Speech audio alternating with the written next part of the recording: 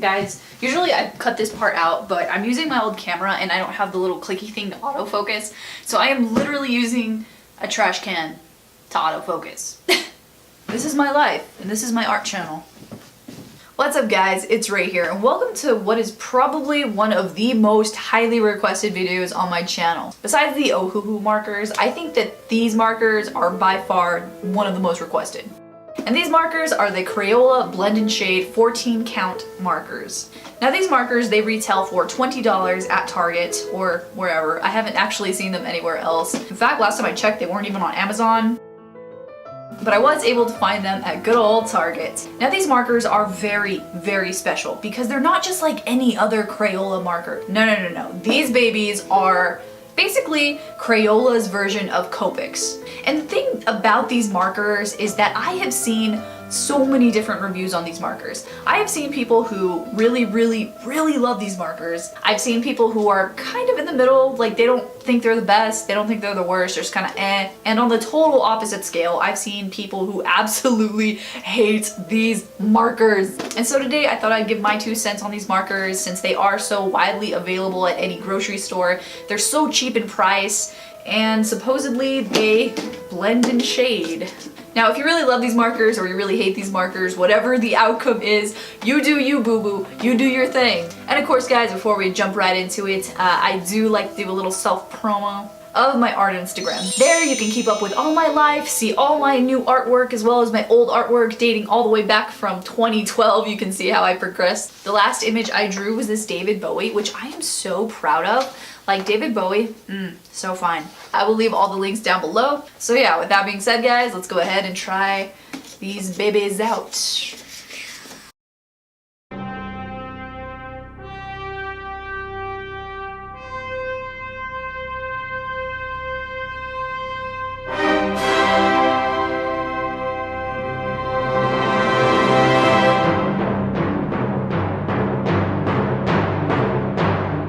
Okay, so here are the Crayola Signature Blending Markers. Now this includes 14 markers, a decorative tin, and 2 colorless non-toxic blenders. Because if you don't know, all of Crayola's products are non-toxic. Now on the back we have the color swatches, which are very Crayola-esque. We have Wisteria, Peach, which is nice because I really need a skin tone, Bubblegum, and Slate. Which that's really cute. I like that. I like whenever colors have really interesting names and not super fancy names. With a lot of the higher end stuff, they all have really serious names like W2 for Warm 2 or whatever, you know. So I think it's cool. I could have probably just slid this off, huh? I just realized, like, what am I doing? I literally could have just slid this off.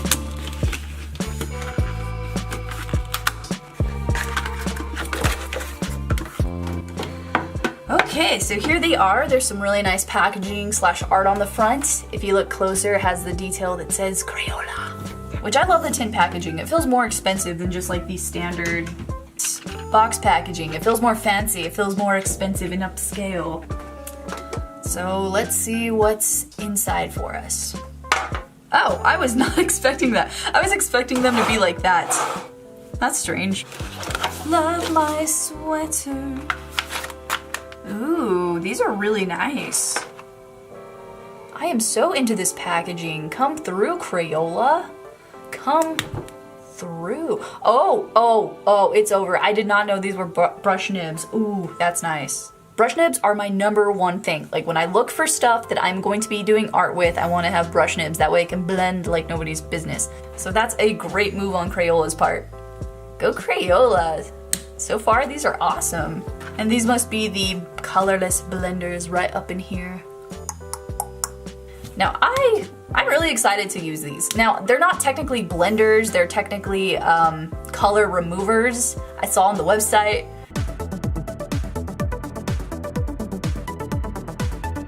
That's actually the purpose of these, which is kind of weird that they're called blenders. If they're not made to blend, they're actually made to remove. But hey, that's all right. I'm excited anyway. Now my first impressions for the Crayola Blend and Shade is their packaging. Girl, that's where it's at. I love this bubblegum shade, look at that. So pretty. One thing, it's kind of hard to open and close these. You see how hard I have to push to open them? So that might be a problem for some people. I personally don't care. As long as the product's good, you know, I don't mind if it's hard to open and close these. So yeah, let me go get some paper. We'll test out the blendability of these babies. We'll see the colors, and we will test what the heck these actually do. So I will be right back. Now, the easiest way to blend stuff is using two similar colors. Don't leave me. These two colors I feel like are gonna be the easiest to blend, so I'm gonna layer one and then the other. And then I'm gonna use the colorless blender. Oh wow, these are cool. They feel like all the alcohol markers. They do feel like Copics. Ah, that's neat. That is so cool. Oh, they're blending. Oh my god. I did not expect for these to blend, but they're blending.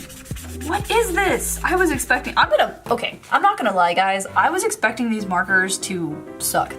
Like, I've heard a lot of mixed reviews, but a lot of people really hate these markers. A lot of people have a lot of issues with these markers. So yeah, I'm surprised they're actually blending so well. Look at that, that's amazing. Oh my gosh. And these were what? $14, $15, $20? Nice. That is awesome. All right, let's try out this weird blender thing. I don't know, again, I don't know why it's called a blender if it's not made to blend, it's made to remove color. So I guess I'll just do dots and we'll see how well it picks up color.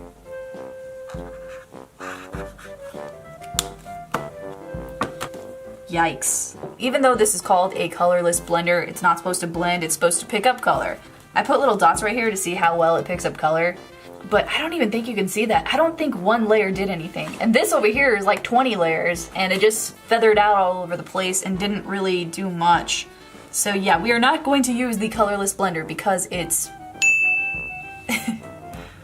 Maybe the colorless blender is supposed to blend this into nothing.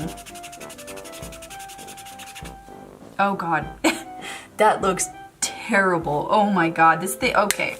Yeah, no, we are not gonna use this anymore because, yikes. But the rest of the colors so far seem to be really nice. So whatever, we'll just do some swatches.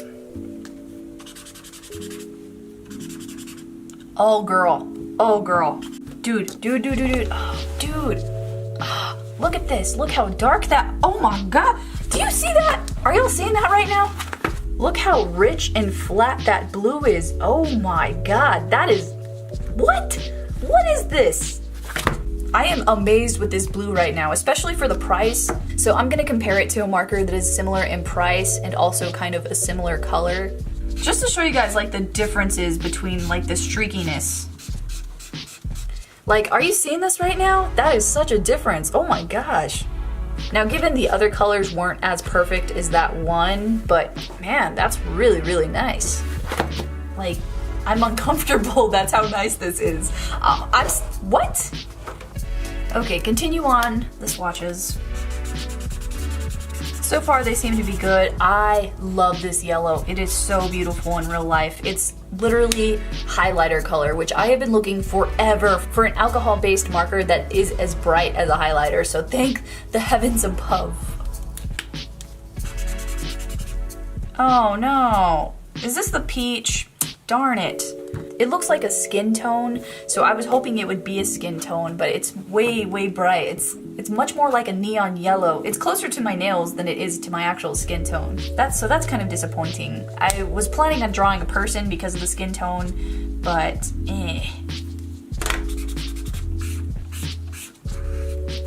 And that concludes the swatches, which I'm still in absolute shock over some of these swatches because dang, they are so good. Packaging, I'm gonna give it maybe like a B+, but the swatches on first impressions, I'm giving them an A+. Okay, so now I'm gonna go ahead and start the coloring test, and surprise, I'm drawing David Bowie. I don't know what it is, I've just been on a David Bowie kick lately. Not only was he the finest man around, he was also an incredible actor, musician. Oh, he was the best. Now, one thing that I am really concerned about doing is that one, there's not a skin tone, and two, I just realized that there's no brown. So in my opinion, I think they should get rid of this marker and replace it with a brown. So yeah, let's go ahead and get started.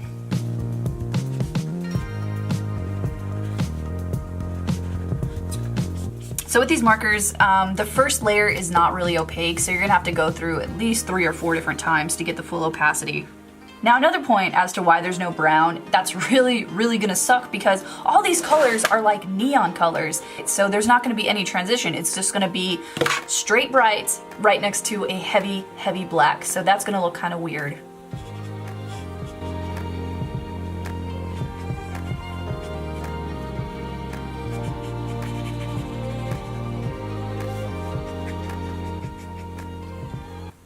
Like, do you guys see how heavy it is? It looks like freaking Tony the Tiger.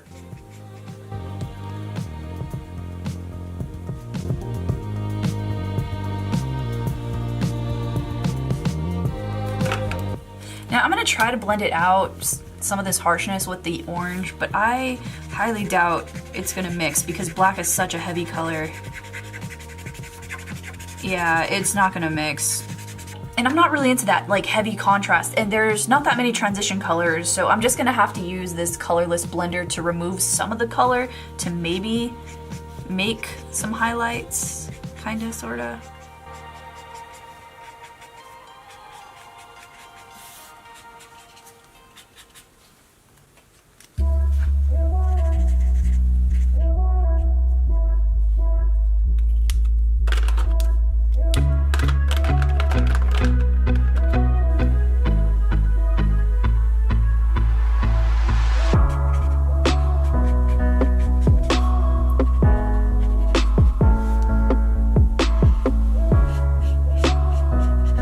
Oh man, this is turning into a mess. I've never only worked with a very limited palette of such only 14 colors, and I don't know, it's kind of frustrating because there's not that many transition shades to work with. Look at that peach color, it's like neon. Not over it.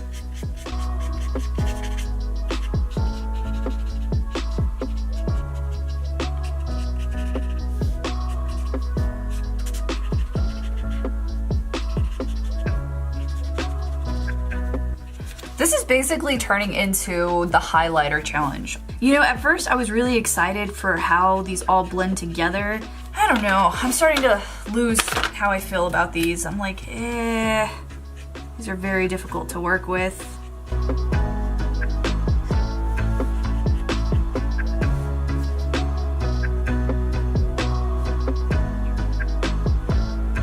Oh hey, maybe I could use this purple as a transition shade.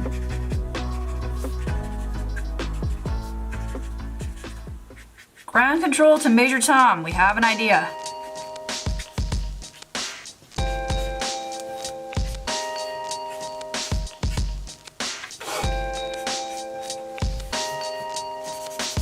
Color in the neck a little bit.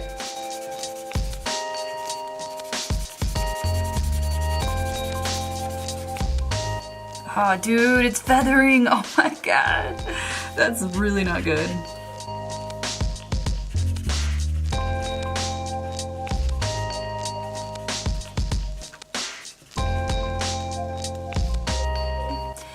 And just for the heck of it, you know, let's put this beautiful sea green in the background just to add a little extra pizzazz.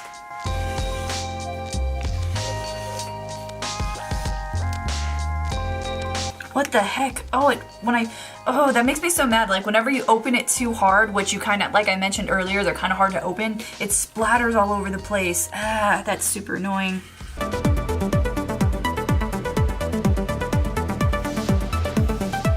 That is super annoying. I've only had that happen once with Copics. I've never had that happen with any other marker though.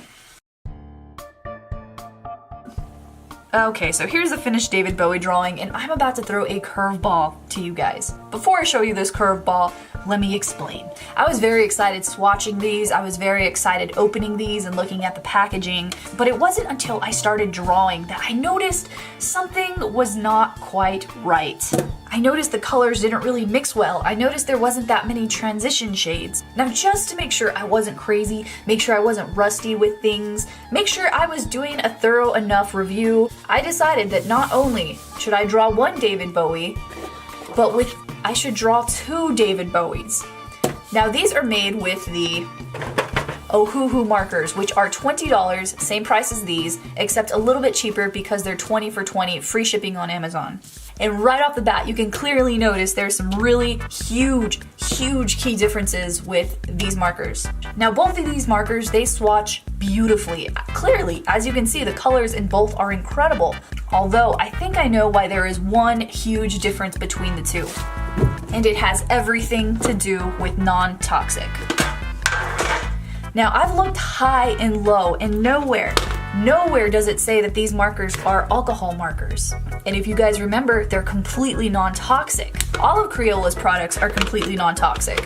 And the reason we prefer the alcohol-based markers is because they have a longer drying time. So thus you can blend more, and they're a little bit more sturdy so you don't get this like watercolor effect. And one thing that really affects these markers is that they are not double-ended just like you would have with a chisel or brush nib. These just only have the brush nib, so you can't get super precise, which is something I don't really see too often with blend and shade markers. They usually always have a double side. Okay, final thoughts. Now I'm gonna try to remain like teachable, and I don't want to just be negative. I want to have like a good positive attitude on these. You know, I don't want to end on a bad note. I'm gonna not only say the negative things, but I'm also going to say some positive things. We'll start with the negative first. Now, obviously the biggest problem with these markers is that they, even though they're called blend and shade markers, they don't blend and shade. In order to get the full saturation, you had to go over at least 2 or 3 times, which is kind of bad because these markers pool up. The second thing that I did not like was the color selection in this. There was absolutely no transition shades. The shades in here are either very highlighter bright, or they're really almost black, which is really unfortunate because I think that if there were some more transition shades, I would have liked these markers more. The next issue that I had with these is that little colorless blender. That thing, I'm sorry guys, but that thing was poo-poo.